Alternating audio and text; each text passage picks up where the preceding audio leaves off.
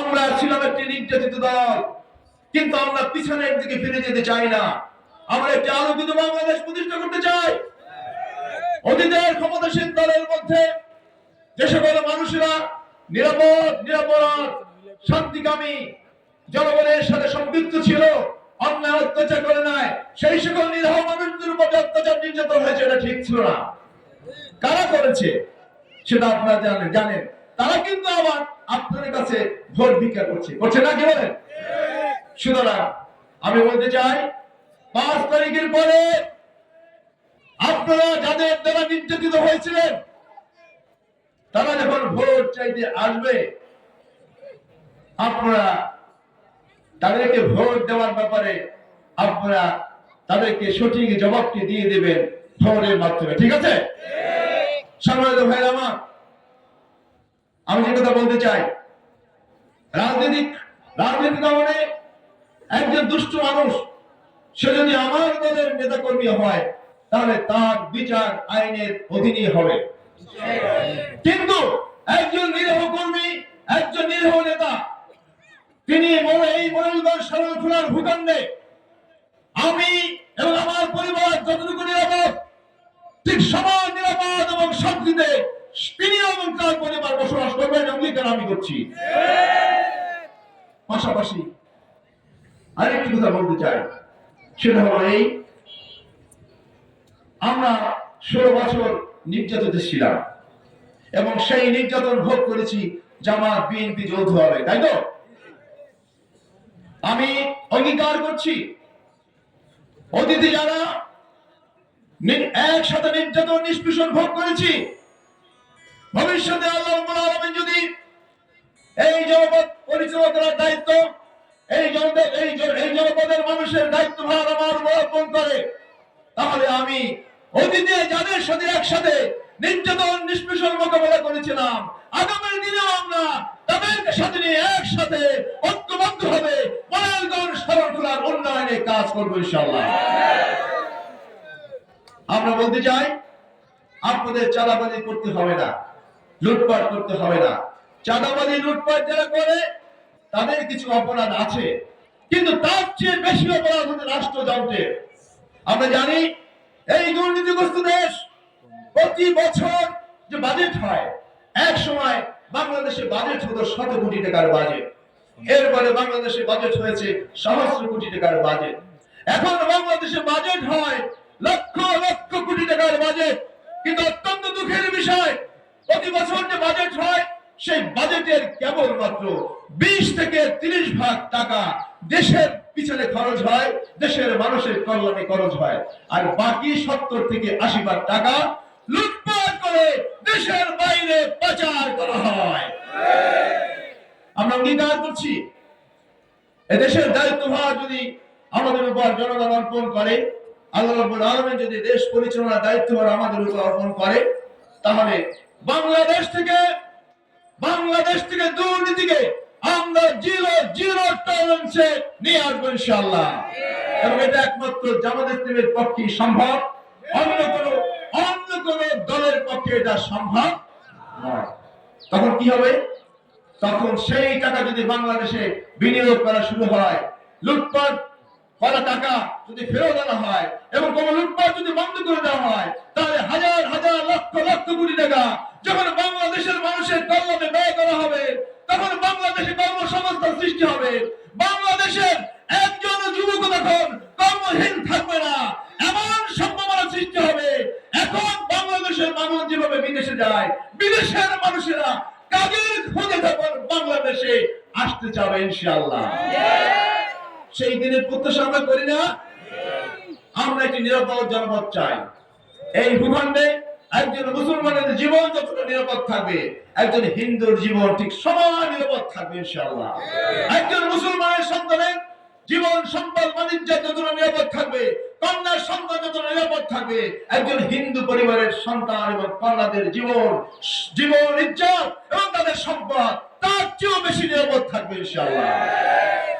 সম্মানিত ভাইরা আমার, অনেক কথা বলার আছে, অনেক কথা বলবো, কিন্তু অনেক কথা বলা যাচ্ছে না। আমি শুধু ধারণা দিলাম যে আমরা উন্নয়ন চাই, আমরা রাস্তাঘাট চাই, আমরা ব্রিজ কালভার্ট চাই, আমরা যোগাযোগ ব্যবস্থা চাই, কিন্তু তার আগে চাই নিরাপত্তা। ঠিক না বলেন?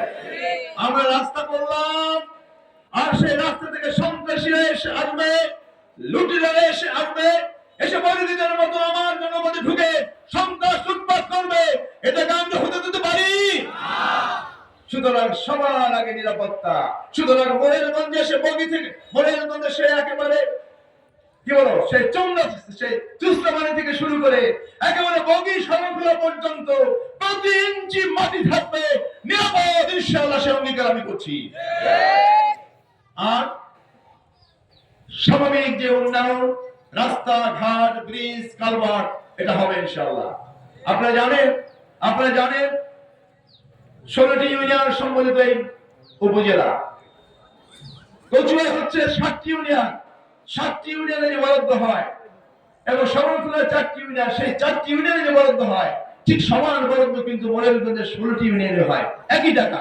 তাহলে আমরা ক্ষতিগ্রস্ত হচ্ছি না কি বলে? আমরা কি ঠকে যাচ্ছি কিনা বলে? ভবিষ্যতে কি আমরা ঠকতে চাই? যদি ঠকতে না চাই, তাহলে আমি অঙ্গীকার করছি মোরেলগঞ্জের পানগুছি নদীর পূর্ব পারের যে ইউনিয়ন গুলো রয়েছে, সেই ইউনিয়নবাসীদের দীর্ঘদিনের আশা আকাঙ্ক্ষা সেলিমাবাদ থানা, সেলিমাবাদ প্রশাসনিক থানা গঠন, ইনশাআল্লাহ আল্লাহ রাব্বুল আলামিন যদি আমার উপর দায়িত্বভার প্রদান করে, তাহলে এই সেলিমাবাদ থানা আপনাদের সাথে নিয়ে বাস্তবায়ন করা হবে ইনশাআল্লাহ। সম্মানিত ভাইরা আমার, এই যে বিশেষ করে 1 নম্বর ইউনিয়ন হচ্ছে তেলিগাতি ইউনিয়ন, কিন্তু অত্যন্ত দুঃখজনক ঘটনা হলো সত্য যে এই তেলিগাতি ইউনিয়ন হচ্ছে উন্নয়নের দিক থেকে অত্যন্ত পিছিয়ে পড়া একটি ইউনিয়ন, তাই তো? সুতরাং যে রাস্তাঘাটগুলো করো অত্যন্ত জরুরি, তার মধ্যে একটা হচ্ছে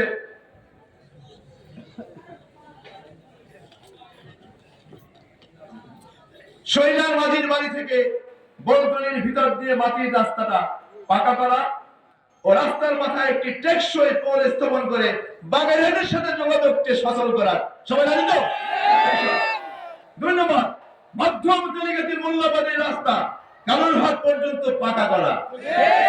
3 নম্বর হচ্ছে ফারগাতি কয়েলহারা খালের 2 পাশের রাস্তা এবং ফারগাতি সুইচ গেট থেকে বলতলি পর্যন্ত রাস্তা পাকা করা।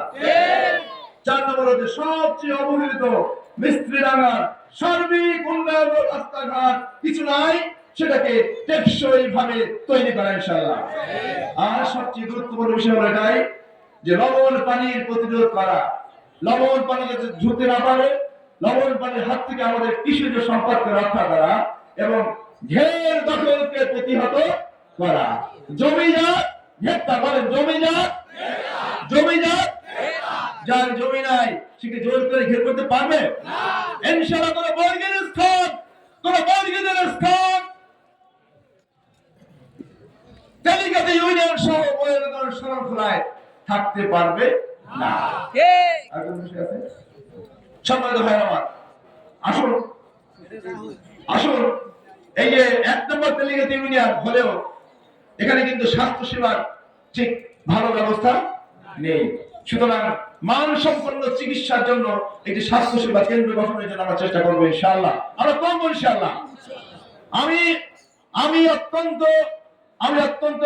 আতঙ্কিত হই মাঝে মধ্যে যখন দেখি যে আমাদের ভবিষ্যৎ নেতৃত্ব যারা দেবে তারা পথহারা হয়ে যাচ্ছে। কেন হচ্ছে? সেটাও তো হচ্ছে কাজের অভাবে, কর্মসংস্থান তৈরি করতে পারছি না বিধায় তারা হতাশ হয়ে মাদকাসক্তের দিকে যাচ্ছে।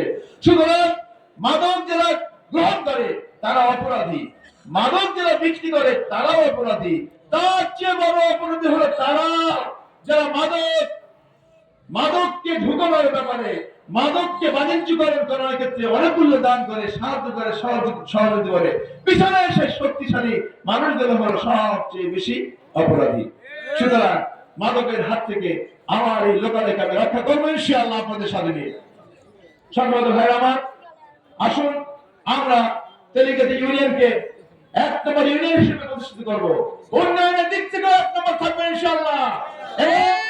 বাংলাদেশের মাটিতে ন্যায় প্রতিষ্ঠার যে আন্দোলন মোরেলগঞ্জ শরণখোলা থেকে অন্যায় অত্যাচার নির্যাতন নিষ্পেষণ দূর করার জন্য, অন্যায়ের বিরুদ্ধে ন্যায়কে প্রতিষ্ঠা করার জন্য দাঁড়িপাল্লা মার্কাকে বিপুল ভোটের ব্যবধানে বিজয়ী করার জন্য এই যে সীমান্ত অঞ্চল থেকে কিষানগঞ্জ, মোরেলগঞ্জ, সমগ্র উত্তর পশ্চিম সীমান্ত